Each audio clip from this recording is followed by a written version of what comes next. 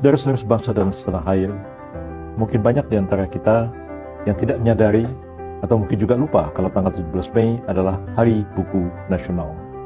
Tanggal 17 Mei ini adalah hari yang sangat penting bagi kita semua, warga bangsa kita, supaya kita melihat kembali kepada buku.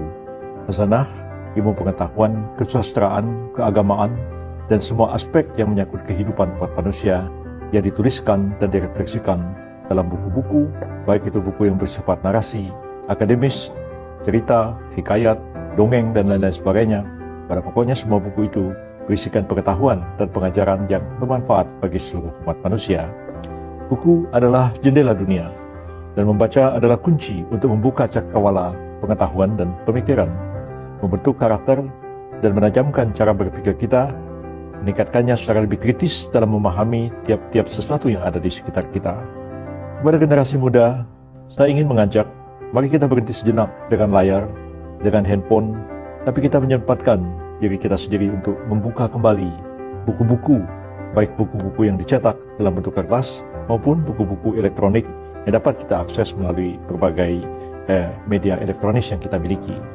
Di dalam buku-buku itu ada nilai-nilai yang tidak akan kita temukan dalam konten media sosial, karena buku-buku tentu memiliki kedalaman yang lebih dibandingkan dengan tulisan-tulisan yang serba instan, serba cepat, reaktif.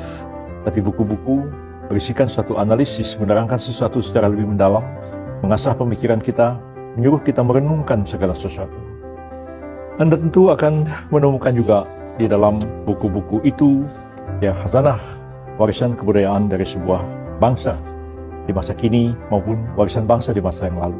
Bahasa Melayu yang sebenarnya hanya diucapkan secara minoritas orang Indonesia yang ada di Sumatera Timur, di Kepulauan Riau, Kalimantan Barat, Bangka Belitung, Jambi, Bengkulu, Palembang, akhirnya menjadi bahasa nasional, bahasa Indonesia.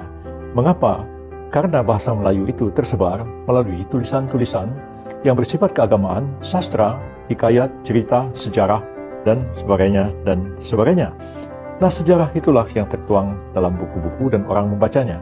Walaupun kadang-kadang karena dia membaca dalam bentuk huruf yang tertuliskan di dalam kitab-kitab atau teks, ketika dibaca mungkin berbeda antara yang ditulis dengan apa yang dibaca oleh masyarakat. Orang Melayu misalnya mengatakan saya atau dia, tapi orang Betawi mengatakan